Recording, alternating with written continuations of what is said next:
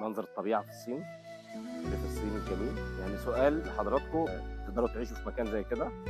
اكتب لي في الكومنتات لو تقدر تعيش في مكان طبيعة زي كده في وسط جبال وخضرة. يعني لو عايز تتخيل تعيش هنا، يعني